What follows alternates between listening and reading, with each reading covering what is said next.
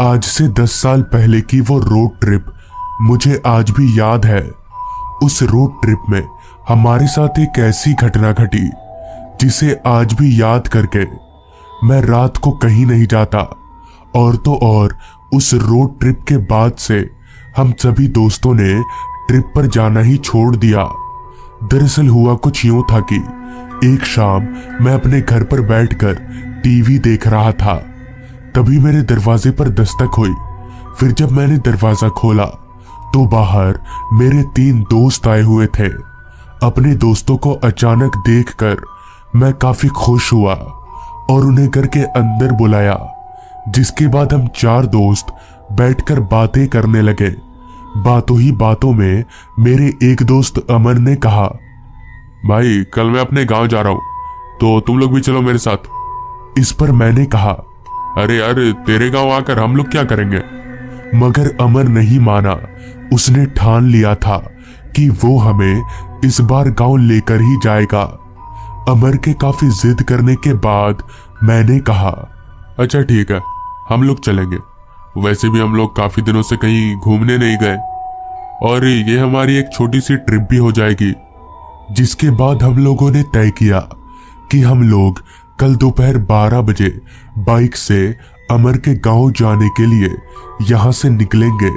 सारी बात तय हो जाने के बाद मेरे सभी दोस्त अपने अपने घर चले गए और मैं भी कल निकलने की तैयारी करने लगा। अमर के गांव में हम 2 दिन रुकने वाले थे, जिस कारण मैं उतना ज्यादा कपड़ा नहीं ले जा रहा था। सारी तैयारी करके मैं सो गया और अगले दिन अपनी बाइक लेकर ठीक 12 बजे अमर के घर पहुंचा तो वहां मेरे सभी दोस्त मेरा ही इंतजार कर रहे थे। हमारे पास 2 बाइक थी, एक मेरी और एक मेरे दोस्त विकास की। तो मेरी बाइक पर अमर बैठ गया और विकास की बाइक पर विक्रम। जिसके बाद हम अमर के गांव जाने के लिए निकल पड़े। अमर का गांव यहां से 450 किलोमीटर दूर था, तो हमें वहां पहुंचने में करीब 7 घंटे का समय लगने वाला था। तो हम शाम के 7 बजे तक अमर के गांव पहुंच जाएंगे। करीबन आधा घंटा बाइक चलाने के बाद हम शहर के रास्ते से अलग हाईवे पर पहुंचे। तो हाईवे पर पहुंचते ही हमने बाइक की रफ्तार बढ़ा दी। ऐसा हम इसलिए कर पा रहे थे क्योंकि हम सभी ने हेलमेट पहन रखा था, वरना हमारी कहाँ मजाल कि हम बिना हेलमेट के बाइक चला सके। इसी तरह तकरीबन 2 घंटे बाइक चलाने के बाद हम खाना खाने के लिए एक ढाबे पर रुके, क्योंकि कल से ही हम अमर के गांव जाने के लिए इतने एक्साइटेड थे कि ठीक से कुछ खाकर भी हम घर से नहीं निकले थे।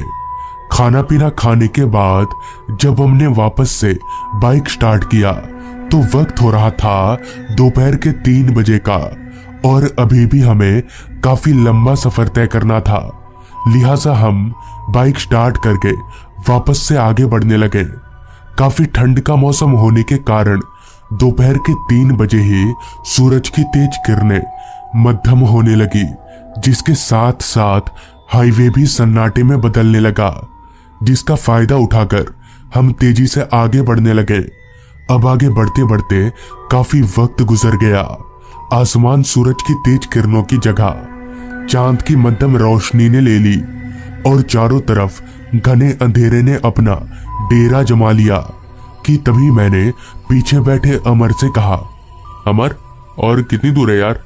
इस पर अमर ने कहा, अभी भी 1.5 घंटा है, मगर एक रास्ता है जिससे हम 1 घंटे में ही पहुंच जाएंगे, लेकिन उधर से जाना ठीक नहीं होगा क्योंकि मेरे गांव वालों का मानना है कि वो रास्ता श्रापित है। अमर की ये बात सुनकर मैं जोर जोर से हंसने लगा और अमर से बोला, क्या यार तू भी इन सब बातों पर विश्वास करता है, बता किधर है वो रास्ता। जिस पर अमर ने कहा, आगे वाले मोड़ से बाएं। तो मैंने भी वैसा ही किया, अपनी बाइक को आगे वाले मोड़ से बाएं ले लिया। तो मेरे बाएं लेते ही पीछे पीछे विकास ने भी अपनी बाइक को बाएं मोड़ लिया। बाएं मोड़ते ही हमारे आगे एक लंबा सा रास्ता था, जिसके दोनों ओर घने जंगल थे। रास्ता इतना अंधेरे में डूबा हुआ था कि हमारी बाइक की हेडलाइट की रोशनी उस अंधेरे के सामने काफी कम पड़ रही थी। और तो और रास्ते के किनारे लंबे लंबे पेड़ होने के कारण चांद की हल्की रोशनी भी उस रास्ते तक पहुंच नहीं पा रही थी। कोहरे ने तो उस रास्ते को इस तरह से घेर रखा था कि हमारी बाइक की हेडलाइट की रोशनी में जितना भी दिख रहा था वो धुंधला धुंधला। रास्ता इतना वीरान था कि दूर दूर तक हमारे अलावा और कोई भी दिखाई नहीं दे रहा था। अभी हम आगे बढ़ ही रहे थे कि तभी अचानक विकास की बाइक बंद हो गई। तो विकास की बाइक बंद होते ही मैंने अपनी बाइक रोकी। विकास बार बार अपनी बाइक स्टार्ट करने की कोशिश कर रहा था, मगर उसकी बाइक स्टार्ट होने का नाम ही नहीं ले रही थी। जिसके बाद मैं और अमर बाइक से उतरकर विकास के पास गए और विकास से कहा, क्या हुआ बाइक को? विकास की बाइक में काफी पेट्रोल थी, मगर ना जाने क्यों उसकी बाइक स्टार्ट ही नहीं हो रही थी। फिर हम चारों ने बारी बारी से बाइक स्टार्ट करने की कोशिश की, मगर सभी की सारी कोशिश नाकाम हो गई। अब हमें समझ नहीं आ रहा था कि हम क्या करें कि तभी अमर ने मुझ पर चिल्लाते हुए कहा, तुझे कहा था ना इस रास्ते पर मत चल, ये रास्ता श्रापित है, मगर तूने मेरी बात ही नहीं मानी। खैर, अब पुरानी बात को याद करके क्या फायदा। इस रास्ते पर तो दूर दूर तक हमें जंगल के अलावा कुछ भी नहीं दिख रहा था, जिस वजह से किसी से मदद मांगने की तो बात ही नहीं बनती। अभी हम खड़े खड़े सोच ही रहे थे कि तभी विक्रम ने कहा, वो देख, जंगलों के अंदर आगे कुछ काफी सारे घर दिख रहे हैं, तो हमें वहां चलकर मदद मांगनी चाहिए। विक्रम के दिखाए गए जगह पर जब हमने भी देखा तो वहां हमें कुछ घर दिखे। अब हमारे पास दूसरा कोई उपाय भी नहीं था, लिहाजा हम चारों बाइक साइड में लगाकर उन घरों की तरफ आगे बढ़ने लगे। जंगल के अंदर अंदर चलने के कारण हम काफी संभल संभल कर चल रहे थे कि कहीं कोई जंगली जानवर हम पर हमला न कर दे। कुछ देर चलने के बाद हम उन सभी घरों के करीब पहुंचे। तो उन घरों के पास पहुंचते ही हमने देखा कि सारे घरों का दरवाजा खुला हुआ है, मगर किसी भी घर में कोई इंसान नहीं है। ये बात हमें काफी हैरान करने वाली लगी कि आखिर इस गांव के लोग गए तो गए कहां। खैर, हमें तो रात गुजारने से मतलब था, तो हम सभी ने तय किया कि आज रात हम इन्हीं किसी एक घर में गुजारेंगे। जिसके बाद हम चारों एक घर के अंदर दाखिल हुए। तो घर के अंदर जाते ही हमने देखा कि अंदर से सारा घर इस तरह था मानो इन सब घरों में काफी सालों से कोई रहता ही नहीं हो। खैर, हम सभी दोस्त घर के अंदर बैठ गए। काफी लंबा सफर तय करने के कारण हम इतने थक चुके थे कि बैठते ही हमें नींद ने कब अपने आगोश में ले लिया पता ही नहीं चला। फिर जब अचानक मेरी आंख खुली तो सामने का नजारा देखकर मेरे होश उड़ गए, क्योंकि आंख खुलते ही मैंने देखा कि अब इस गांव में काफी सारे लोग आ चुके हैं।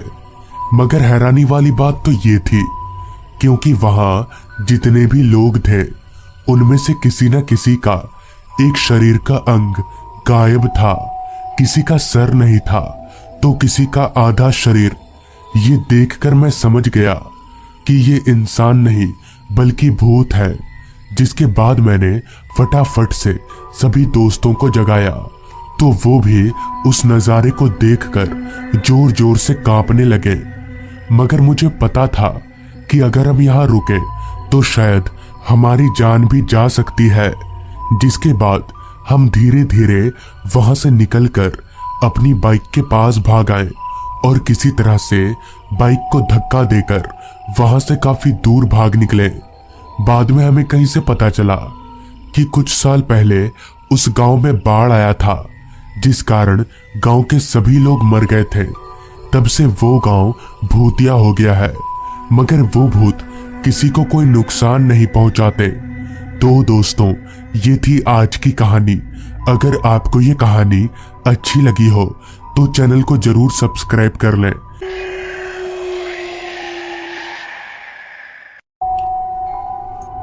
मेरा खलासी राजू पिछले 15 मिनट से ढाबे में खाना लाने के लिए घुसा है, मगर पता नहीं क्यों वो अभी तक खाना लेकर लौटा नहीं। तेज भूख की वजह से पेट के चूहे भी मर चुके थे। लाख कोशिशों के बावजूद भी जब मुझसे रहा नहीं गया, तब मैंने अपना फोन उठाया और राजू को फोन मिलाने जा ही रहा था कि तभी खाना लेकर राजू ट्रक में आ गया। उसके आते ही मैंने पूछा, क्या कर रहा था इतनी देर से? इस पर राजू बोला, अरे वो गर्मा गर्म बनवा रहा था ना, इसलिए टाइम लग गया। चलिए उस्ताद, खाना खाते हैं। खाना सच में बड़ा स्वादिष्ट था। अब खाना अच्छा था या मेरी भूख बढ़ी हुई थी ये नहीं मालूम, मगर हाँ, खाना खाकर मजा आ गया। अभी हम खाना खा ही रहे थे कि तभी राजू के पास वाली खिड़की पर कोई भिखारी आकर खड़ा हो गया और हाथ बढ़ाकर कुछ देने के लिए बोलने लगा। पहली बार तो राजू ने उसे कुछ भी देने से साफ इनकार कर दिया, मगर इसके बावजूद भी वो जब नहीं माना, तब राजू ने उसे डांटकर भगा दिया। मगर जाते जाते उस भिखारी ने कहा, अच्छा नहीं किया तुम लोगों ने, बहुत गलत किया। इतना बोलकर वो भिखारी वहां से चला गया। उस वक्त तो हमने उसकी बात को हवा में उड़ा दिया, मगर हमें पता नहीं था कि कभी कदार लोगों की बद्दुआ भी लग जाती है। खैर, खाना खत्म करने के बाद ट्रक स्टार्ट करके हमने अपना सफर शुरू किया। हाईवे पर फैला सन्नाटा ही ये बताने के लिए काफी था कि रात बहुत हो चुकी है। 70-80 की रफ्तार में हमारी ट्रक आगे बढ़े जा रही थी। हाईवे पर जितना सन्नाटा था उतना ही अंधेरा। मन में मौसम बिगड़ने का डर भी था, क्योंकि बीच बीच में बादलों की गर्जन और बिजली की चमकाहट हम साफ सुन और देख पा रहे थे। खैर, ट्रक चले जा रही थी। स्कूल बेंच और फर्नीचर से ट्रक पूरा भरा हुआ था। हमें जिस गांव में माल उतारना था वो अभी काफी दूर था। अभी हम आगे बढ़ ही रहे थे, तभी राजू बोला, उस्ताद, आगे मोड़ से दाएं ले लेना। इस पर मैंने पूछा, क्यों? रास्ता तो सीधा है ना। इस पर राजू बोला, उस्ताद ये शॉर्टकट है, हम जल्दी पहुंच जाएंगे।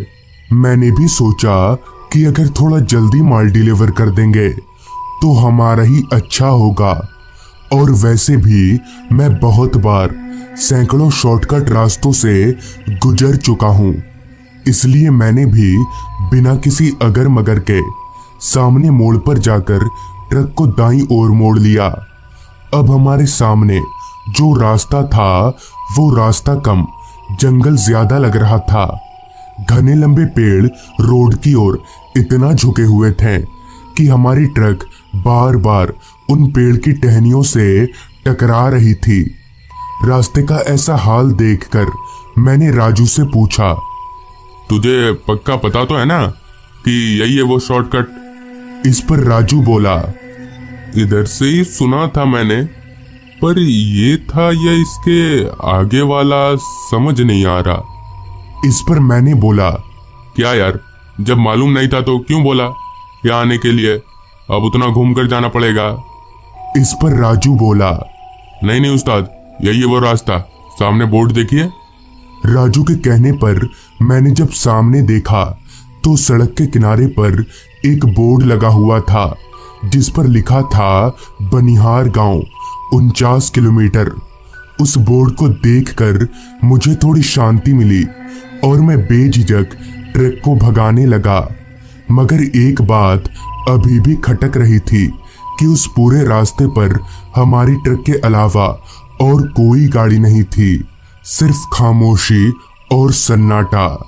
मेरी ट्रक और रात कीड़ों की आवाजें उस रास्ते की खामोशी को तोड़ने की नाकाम कोशिश कर रहे थे, लेकिन दूर दूर तक सिर्फ जंगल होने की वजह से इन छोटी मोटी आवाजें उस गहरी खामोशी का कुछ बिगाड़ नहीं पा रहे थे।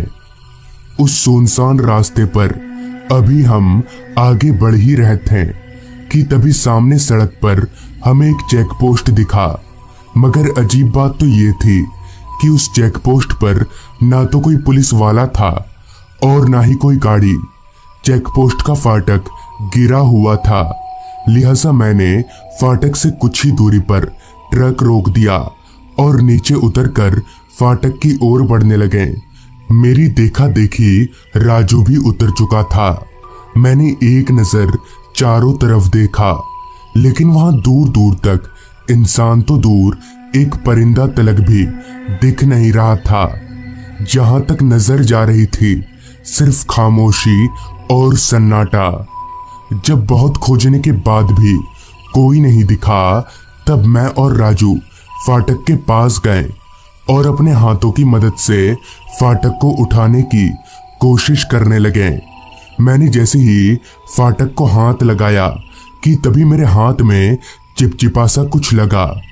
मैंने जब अपनी हथेली को देखा तो मेरे होश उड़ गए, क्योंकि मेरी हथेली पर खून लगा हुआ था। मैंने अपनी हथेली को राजू की तरफ मुड़ाया। मेरी हथेली देखकर राजू बोला, क्या हुआ? क्या? फाटक हटाओ। राजू से ये जवाब पाकर मैंने जब अपनी हथेली को वापस से देखा तो मैं दंग रह गया, क्योंकि मेरी हथेली पर लगा सारा खून अब गायब हो चुका था। मुझे मेरी आंखों पर यकीन नहीं हो रहा था, मगर मैंने राजू से कुछ नहीं बोला और चुपचाप फाटक उठाने में उसकी मदद करने लगा। कुछ ही देर में हम दोनों ने मिलकर फाटक उठा दिया और ट्रक लेकर आगे बढ़ गए। आगे का रास्ता और भी ज्यादा खाली था। इधर जंगल बहुत घना था, इतना कि जंगल की वजह से रोड छोटा हो गया था।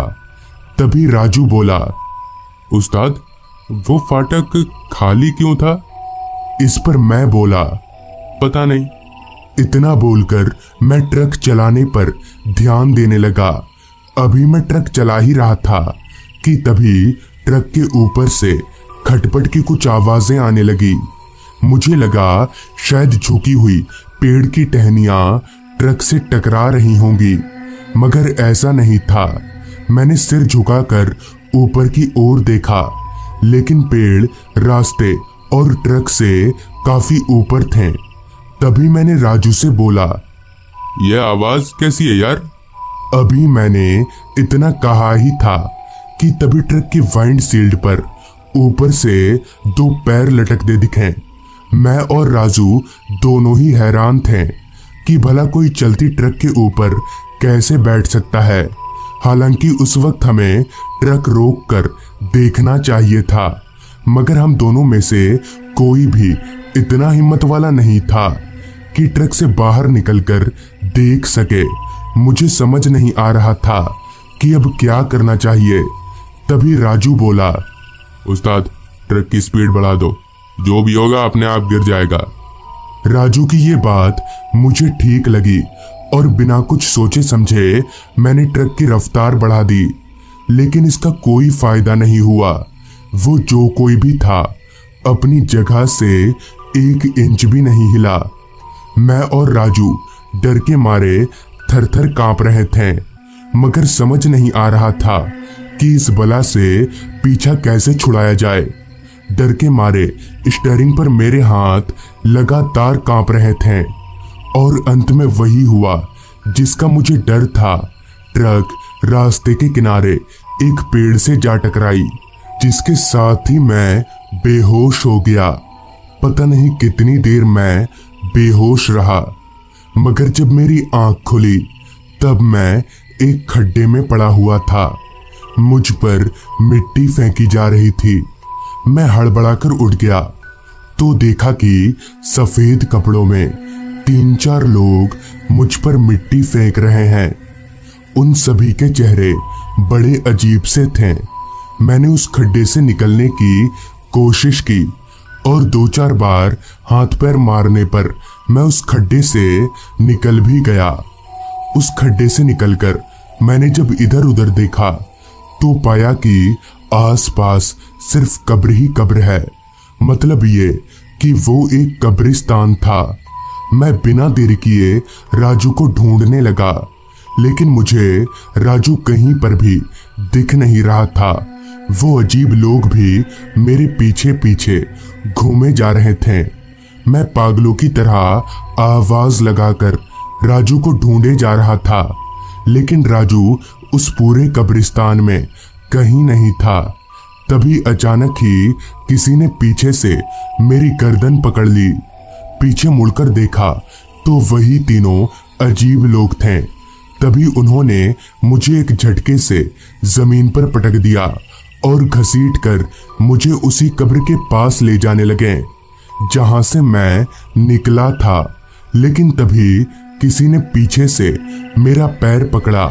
वो जो कोई भी था, उसके पैर पकड़ते ही उन तीनों अजीब लोगों ने मुझे एकदम से छोड़ दिया और हवा में कहीं धुआं हो गए। मैंने पलटकर सामने देखा तो राजू था। राजू ने मुझे सहारा देकर उठाया और बोला, उस्ताद चलिए, यहाँ रुकना ठीक नहीं होगा। फिर मैं और राजू कब्रिस्तान से बाहर की ओर जाने लगे। अभी हम कब्रिस्तान से बाहर निकलने ही वाले थे, तभी राजू बोला, उस्ताद आप चलो, मैं आता हूँ, ट्रक बाहर ही पड़ी है। लिहाजा मैं कब्रिस्तान से बाहर निकल गया तो मेरी ट्रक सामने ही पड़ी थी। ट्रक की हालत बहुत खराब थी। मैं चलकर ट्रक के पास गया और ट्रक में पड़े अपने फोन को निकालने के लिए जैसे ही ट्रक का दरवाजा खोला तो मेरे पैरों तले जमीन खिसक गई, क्योंकि मेरी बगल वाली सीट पर राजू पड़ा हुआ था और उसकी सांसें थम चुकी थी। मतलब ये कि थोड़ी देर पहले जिसने मेरी जान बचाई थी वो राजू नहीं बल्कि उसकी आत्मा थी। राजू की लाश देखकर मैं फूट फूट कर रो दिया और उस दिन के बाद से मुझे राजू की आत्मा कभी नहीं दिखी। तो दोस्तों, ये थी आज की कहानी। अगर आपको ये कहानी अच्छी लगी हो तो चैनल को सब्सक्राइब कर लें